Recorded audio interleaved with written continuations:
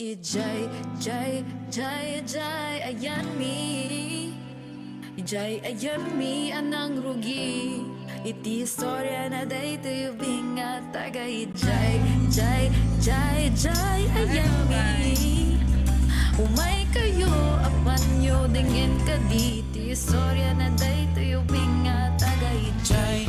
Jai, Jai, ibig sabihin nun ay doon tayo ay maglalakbay. Pabalik sa umpisa kung saan nagsimula. Ang ngayoy gumigitar at sumusulat ng kantang taga Baguio, Ilocano. Doon tayo magsisimula sa ating kwento.